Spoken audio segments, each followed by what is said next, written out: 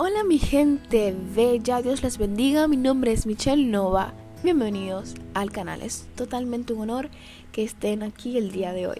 Como sabrán, estamos tratando la serie Una Nueva Vida y el episodio de hoy, el episodio número 1, vamos a estar hablando sobre una nueva identidad. A ver, ¿por qué una nueva identidad? Si somos hijos de Dios, ¿por qué seguimos lidiando con tanta tentación? Y si somos hijos de Dios realmente, ¿por qué seguimos fallando y cometiendo pecado?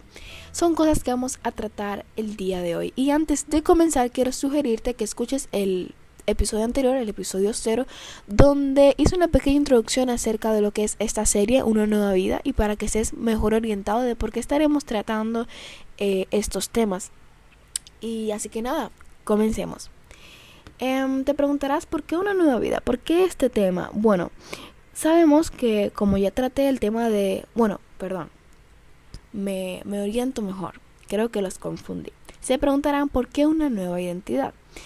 Y trato esto porque, como hablamos en el episodio 0 sobre una nueva vida, sabemos que, un ejemplo, cuando nosotros nacemos, algo muy importante es que nos dan un nombre, nuestros padres nos dan un nombre. Y aunque literalmente nuestro nombre en sí no es lo que nos define, no es nuestra identidad, sí forma parte de nosotros. Y así pasa cuando nosotros recibimos nueva vida en Cristo. Literalmente cuando nacemos de nuevo, que nos bautizamos y todo esto y ahora somos nuevos en Cristo, también recibimos un nuevo nombre de parte de Dios, una nueva identidad. ¿Y cuál es esa?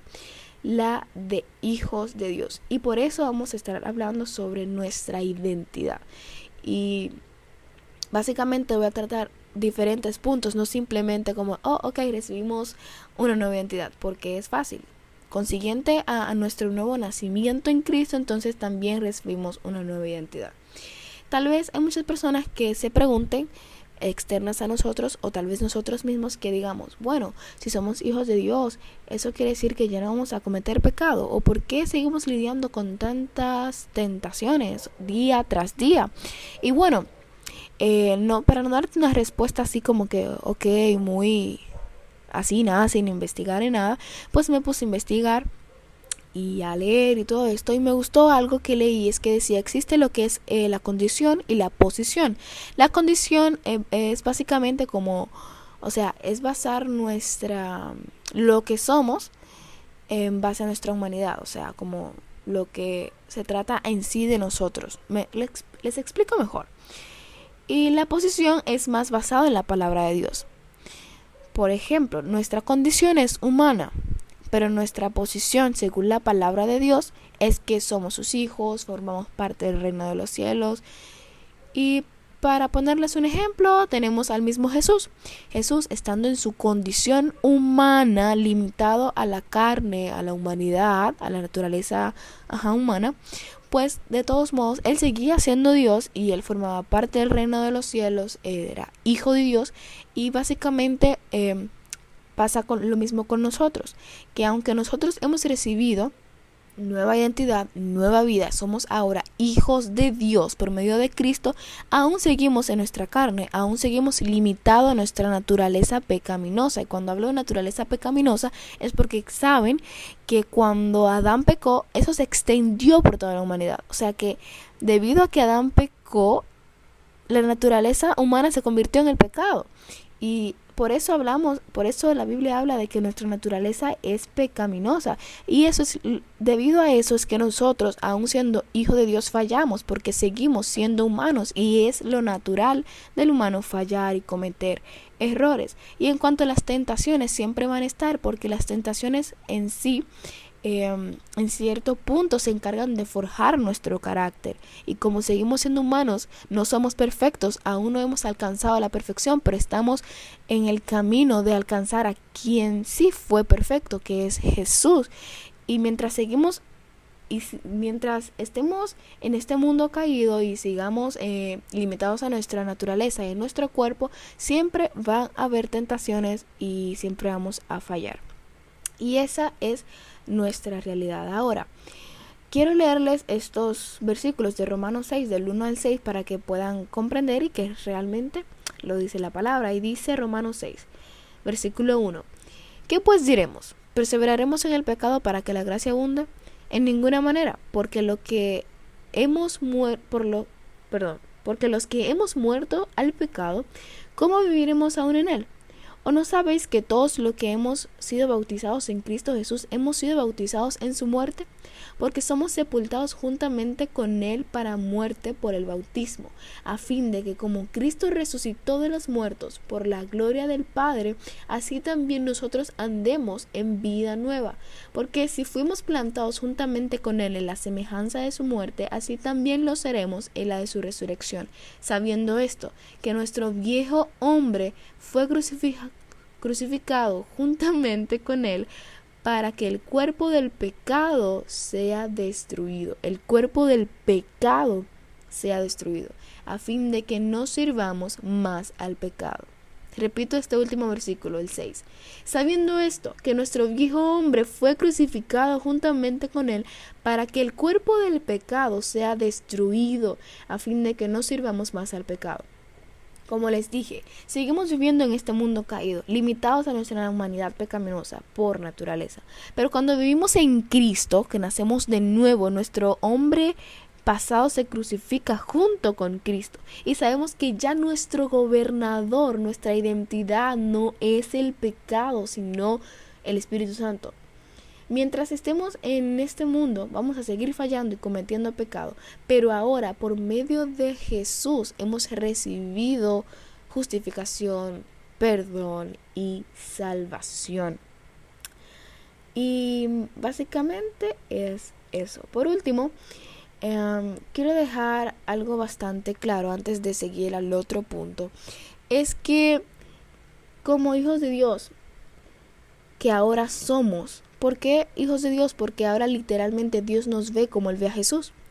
Dios ve a Jesús como su Hijo y así nos ve Dios cuando le creemos a Él, cuando decidimos creerle y recibimos nueva vida. Entonces ahora Dios nos ve como ve a Jesús, como sus hijos. Y nuestra condición, aún siendo pecaminosa, estamos llamados a ser como Jesús anduvo en la tierra, que aún estando en condición de hombre siempre fue perfecto. Y eso es lo que perseguimos, ser más como Jesús. Y bueno, para seguir con el otro punto, quiero hablarles acerca de por qué es muy importante atesorar nuestra identidad. Quiero ser breve el día de hoy, así que permítanme ser breve el día de hoy. Como les dije, la importancia de atesorar y estar firmes en nuestra identidad. ¿Por qué esto? Básicamente nuestra identidad, la identidad de manera general, en una definición sencilla, general y secular, por así decirlo, la identidad es entendida como la concepción que tú y yo tenemos de nosotros mismos, en base a lo que somos y a cómo nos consideramos frente a los demás. Esto quiere decir que, un ejemplo, si nosotros no sabemos quiénes somos, nadie lo sabrá por nosotros. Nosotros somos los que nos encargamos de establecer ante la sociedad quiénes somos realmente. Y cuando hablo de establecer, no es que nosotros mismos definimos yo soy así o yo soy así, no, sino que, por ejemplo, nosotros como cristianos, nuestra identidad es hijo de Dios ante los demás. Nosotros somos hijos de Dios y eso es lo que vamos a reflejar. Y a eso me refiero cuando hablo de que nosotros establecemos nuestra identidad. ¿Y por qué es importante? Porque, en pocas palabras te lo digo, cuando no estamos firmes en nuestra identidad en Cristo, estamos más propensos a caer en las trampas del enemigo. Porque lo primerito que el enemigo va a querer destruir y atacar es nuestra identidad. Fíjense en Mateo 4, cuando él comienza a tentar a Jesús en el desierto. Lo primero que le dice es: si de verdad eres hijo de Dios, haz que esta piedra se convierta en pan. Si de verdad eres hijo de Dios, haz esto. Lo primero que él va a atacar es tu identidad, porque sabe que cuando eres débil y no estás creyendo fervientemente de que tú eres del reino, estás dejando que él haga lo que sea contigo. Y lo peor es que el enemigo dice la palabra que simplemente vino para matar, destruir. Él es un mentiroso, o sea, él es excelente en lo que hace, ser mentiroso. Y cuando estamos débiles en nuestra creencia y en nuestra convicción de que somos hijos de Dios, Entonces vamos a creer cualquier cosa que el enemigo quiera decir. A ver, supongamos que yo como hija de Dios realmente no estoy muy firme en mi identidad. Yo voy a hacer lo que quiera y voy a intentar definirme con cualquier cosa, con cosas que son efímeras, con cosas que son pasajeras, y no voy a encontrar nunca realmente quién soy, porque entonces no estoy atesorando lo que realmente Dios dice de mí. Dios ya escribió una historia de nosotros, ya Dios nos formó, nos vio desde antes de que nosotros naciéramos, creó toda nuestra historia, sabe quiénes somos realmente y nos ha dado nombre. Pero cuando nosotros no creemos realmente en eso, el enemigo va a querer hacernos creer cosas que no son y mentirnos, y es lo primero que va a atacar. Y desde que él vea que estamos débiles en eso y que no sabemos realmente quiénes somos, él va a querer definirnos, pero simplemente para destruirnos. Si se fijan, cuando Dios habla de nosotros, ¿qué dice? Ustedes son real sacerdocio, ustedes son linaje escogido. Y cuando habla de linaje escogido está diciendo, ustedes son realeza, ustedes pertenecen al reino. Diferencien eso a lo que dice el enemigo. El enemigo lo primero que va a hacer es recordar tu pasado, los errores que cometiste, que tú eres un pecador, que tú eres un fracasado. Y va a querer literalmente reducirte a nada, porque su intención no es realmente fortalecerte ni nada por el estilo. Simplemente va a querer destruirte. Esa es la intención del enemigo: destruir, matar, mentir. Y es importante que recordemos en quién se basa nuestra identidad. Es en Dios y en lo que Él dice de nosotros. Un capítulo que debemos leer y para que podamos comprender eso está en Efesios capítulo 2. Habla de cómo somos perdonados, cómo somos amados, cómo somos justificados, salvos. Primera de Pedro 2:10 nos dice: ustedes son linaje escogido, real sacerdocio, nación santa, pueblo adquirido por Dios. Cuando dice adquirido por Dios es porque literalmente Dios es nuestro rey, nuestro dueño, y a eso se refiere. Somos sus hijos y el enemigo somos los hijos de Dios, y el enemigo cuando ve eso siempre va a querer destruir esa identidad, porque sabe que inmediatamente tiene ese peso, ya sabe que puede hacer lo que quiera contigo. Entonces es muy importante prestar atención a la voz de Dios. Una frase que escuché, se van a reír de dónde la saqué, pero saqué esa frase de TikTok, no recuerdo el nombre de quien lo hizo, pero decía: el enemigo conoce tu nombre, pero te llama por tu pecado. Por lo contrario, Dios conoce tu pecado, pero te llama por tu nombre. En pocas palabras, el enemigo sabe quién eres y lo que portas. Sabes que tú vienes del reino, que tú eres de Dios.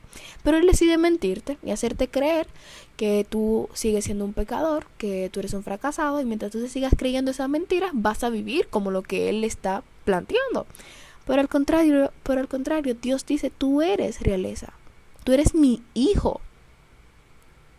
Entonces a veces le queremos dar tanta importancia a lo que el enemigo dice, y por eso nos vemos en una crisis de identidad, por estar ignorando lo que Dios dice en su palabra de quiénes somos realmente. Esa es la importancia. Si no atesoramos nuestra identidad y no tomamos lo que Dios dice de nosotros como nuestra única y verdadera identidad, le estamos dando paso libre al enemigo para destruirnos. Entonces es muy importante que tomemos esto en cuenta y que aprendamos a partir de hoy a recordarnos siempre y aplicarlo en cada área de nuestra vida. Yo soy una hija de Dios, yo soy un hijo de Dios. Esa es mi identidad. Yo me rijo y yo vivo bajo esa identidad, bajo esa palabra. Yo soy hijo e hija de Dios. Y nada, amigos, eso fue todo por hoy. Espero que realmente haya sido de bendición, que hayas podido comprender. Quería ser breve y espero serlo. Y nada, que haya sido de bendición. Suscríbanse al canal, denle like, comenten. Si tienen alguna inquietud también lo pueden hacer. Esto voy a estar pendiente. Y mi gente bella, que Dios les bendiga.